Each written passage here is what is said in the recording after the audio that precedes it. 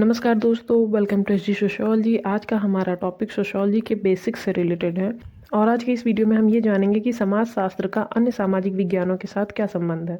Topic शुरू करने से पहले मैं आपको बता दूं कि अगर आपको इस वीडियो की पीडीएफ या प्रीवियस जितनी भी वीडियो रही हैं उसकी पीडीएफ चाहिए तो आप हमारे टेलीग्राम चैनल एसजी सोशियोलॉजी से जुड़ सकते हैं। यहाँ पे पुरानी जितनी भी वीडियोस मैंने डाली हैं यूट्यूब पे उसके सारे पीडीएफ मिल जाएंगे। तो शुरू करते हैं हम आज का टॉपिक, समाज शास्त्र का अन्य सामाजिक विज्ञानों के साथ संबंध। तो सबसे पहले आप ये समझ लो कि समाज शास्त्र का अन्य सामाजिक विज्ञानों के साथ बहुत ज़्यादा घनिष्ठ संबंध है। सभी जो सामाजिक विज्ञान हैं वो किसकी विवेचना करते हैं? समाज की विवेचना करते हैं।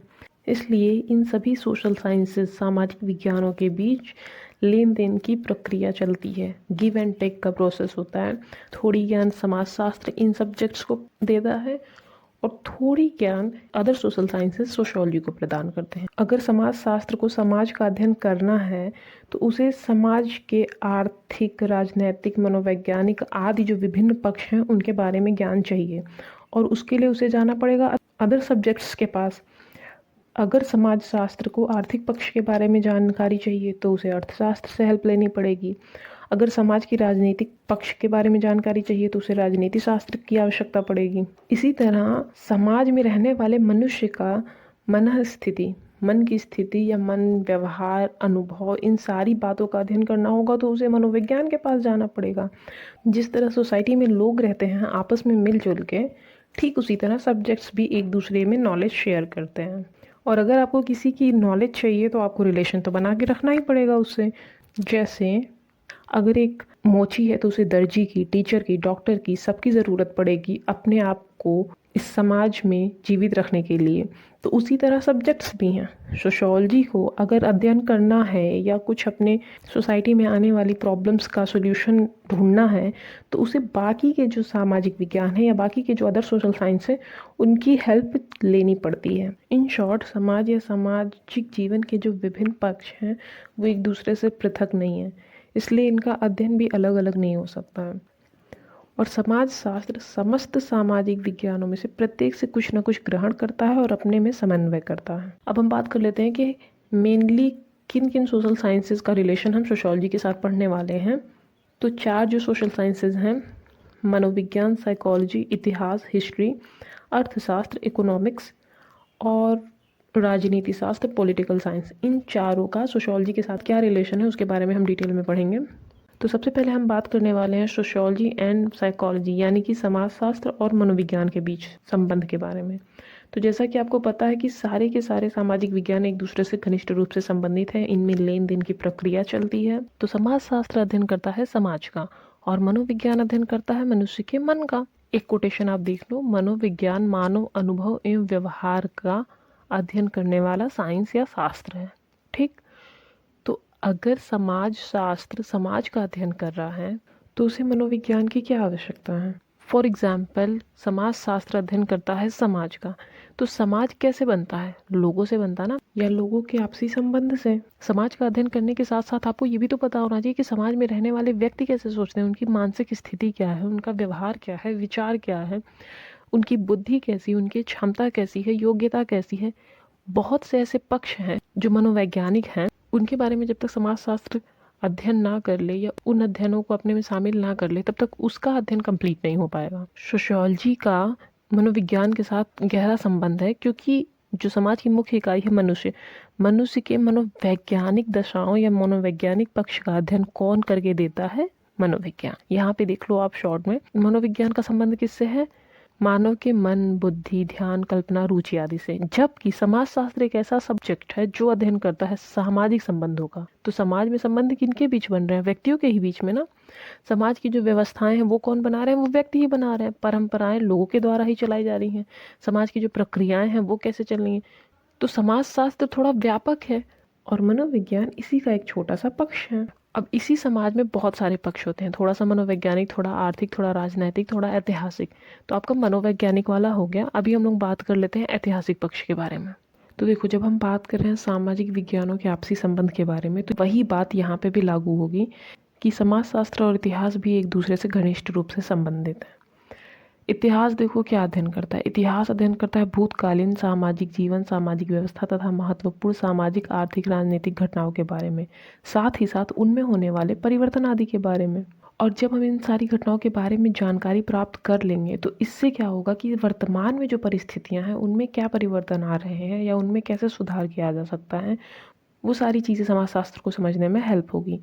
भूतकालीन ऐतिहासिक सामग्री के आधार पर समाज शास्त्रीय सामाजिक समूहों एवं संस्थाओं के विकास क्रम को समझने का प्रयास करता है। मतलब कि इतिहास में जो भी चीज़ें हुई हैं, समाज में परिवर्तन या विघटन या व्यवस्था या जो भी चीज़ें आप पढ़ते हो, तो वो भूतकालीन जो ऐतिहासिक सामग्री है उसके आधार पे कौन समाज शास्त्र सामाजिक समूहों और संस्थाओं के विकास क्रम को समझने का प्रयास करता है। मतलब समाज के जो सामाजिक समूह हैं और संस्थाएं हैं जो समाज में व्यवस्था बना के रखती हैं, उनका विकास कैसे हुआ समय के साथ। इतिहास यही ना बताता है कि इस सन में ये चीज़ें हुई थी, उस सन में वो चीज़ें हुई थी।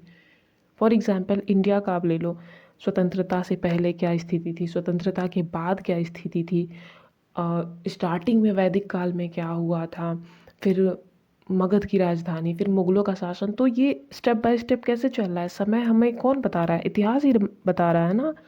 और अगर आप इतिहास ही पढ़ रहे हो तो आपको ये भी समझ में आता है कि वहाँ पे सामाजिक व्यवस्थाएं कैसी थी, कुरीतियाँ थी या नहीं, समाज विकसित था या नहीं, समाज में स्वतंत्रता थी कि नहीं, महिलाओं की स्थिति क्या थी। तो इसी वजह से इतिहास और समाजशास्त्र एक दूसरे के करीब आते गए, क्योंकि समाजशास्त्र को ज़रूरत थी ये जानने की या इन कारणों का पता करने की कि वर्तमान की जो घटनाएं हैं वो कौन से कारण से हो रही हैं और पिछली जो घटनाएं हुई हैं वो क्या कारण की वजह से हो रही थी। और अगर हम बात करें इतिहास और समाजशास्त्र में अंतर क्या है, तो देखो इतिहास के अध्ययन में ऐतिहासिक पद्धति का प्रयोग होता है और समाजशास्त्र के अध्ययन में वैज्ञानिक पद्धति का प्रयोग होता है। और अगर हम बात करें घटनाओं की, तो इतिहास में भूतकालीन घटनाओं का अध्ययन किया जाता है और समाजशास्त्र में वर्तमानकालीन घटनाओं का अध्ययन किया जाता है। और तीसरा ये है कि इतिहास मानव अनुभव और मानव प्रकृति का मूर्त विज्ञान है और समाजशास्त्र एक अमूर्त विज्ञान है। तो अब हम बात करने वाले हैं समाजशास्त्र और अर्थशास्त्र के बीच के संबंध को, relation between sociology and economics. जैसा सब सामाजिक विज्ञानों के साथ हुआ वही इनके साथ भी होगा, इनमें भी आपस में घनिष्ठ संबंध है। क्यों? क्योंकि देखो समाज में जब तक धन नहीं है, लोगों को भरपेट भोजन नहीं मिल रहा है, तब तक उनसे आप किसी भी चीज़ की उम्मीद नहीं कर सकते। और अर्थशास्त्र हमें धन संबंधी क्रियाओं के अध्ययन के बारे में जानकारी प्रदान करता है। अर्थशास्त्र हमें ये बताता है कि हमें धन कैसे अर्जित करना है, उसका उपयोग कैसे करना है। और जो धन होता है ना, पैसे होते हैं, वो मनुष्य के सामाजिक जीवन को बहुत अधिक प्रभावित करते हैं। अगर आपके पास पैसे हैं तो आप अच्छे खासी लाइफ जी सकते हो। अगर आपको पढ़ना है तो भी आपको कोई प्रॉब्लम नहीं होगी, आपको हेल्थ इश्यू है तो भी आपको कोई प्रॉब्लम नहीं होगी। पर अगर आपके पास पैसे कम हैं, जैसा कि गरीब जनताओं के साथ होता है, तो उनकी सामाजिक जीवन या रहन सहन में काफ़ी अधिक प्रभाव पड़ता है। देखो यहाँ पे लिखा हुआ है कि समाज की प्रगति और उसका विकास किस प्रकार होगा, यह उस समाज की अर्थव्यवस्था पर बहुत कुछ निर्भर करता है। अगर आपकी समाज की अर्थव्यवस्था अच्छी है तो आप विकसित देश बनोगे या आपका देश प्रगति करेगा, वहाँ के लोगों का रहन सहन, खान पान सब में सुधार होंगे।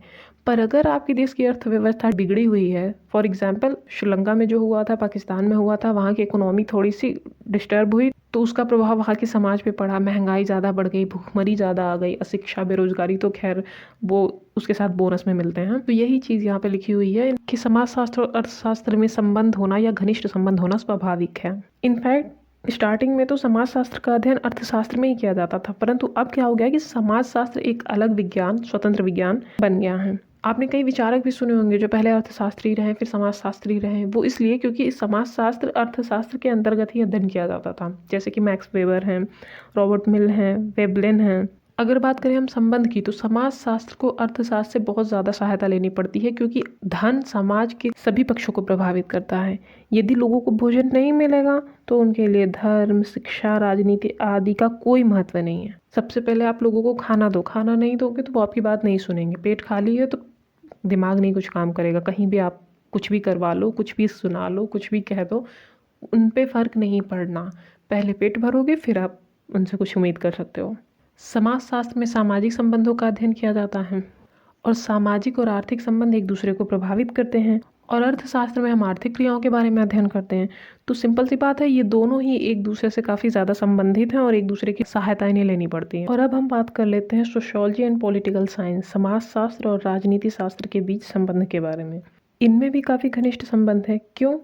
क्योंकि राजनीति शास्त्र जो है वो राज्य और सरकार के सिद्धांतों का अध्ययन करता है कि राज्य कैसे बन रहे हैं, राज्य का संचालन कैसे हो रहा है, समाज संगठित कैसे है, इन सारी बातों का अध्ययन राजनीति शास्त्र करता है। और राजनीतिक समस्याओं और घटनाओं के कुछ नियमों का सामाजिक व्यवहार पर भी प्रभाव पड़ता है। फॉर एग्जाम्पल, अगर राज्य में शासन व्यवस्था अच्छी है तो समाज भी अच्छा व्यवस्थित रूप से चलेगा।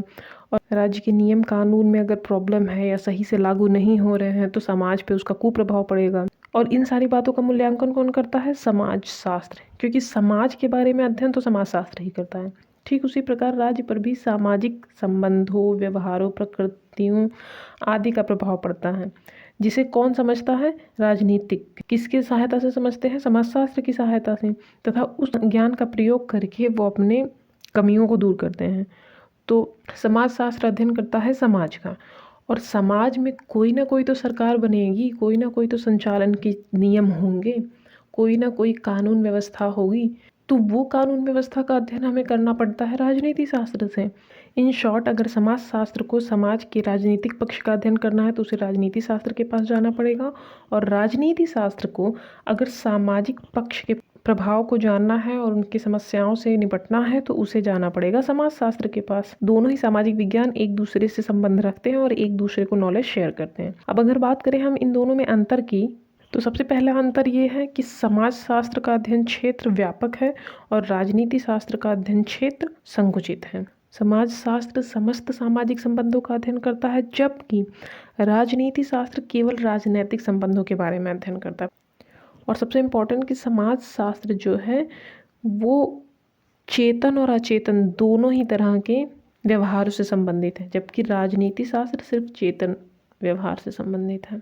तो आज के लिए बस इतना ही। आई होप आपको समाज शास्त्र का अन्य सामाजिक विज्ञानों के साथ संबंध समझ में आया होगा, और ये क्यों एक दूसरे से संबंधित है, क्यों इनके घनिष्ठ संबंध पाए जाते हैं, इन सारी बातों को मैंने समझाने की कोशिश करी है। फिर भी अगर आपको लगता है कि इसमें कोई प्रॉब्लम है या कोई करेक्शन है या कहीं कोई गलती हो रही है तो आप कमेंट बॉक्स में बता सकते हो। आज के लिए बस इतना ही। धन्यवाद।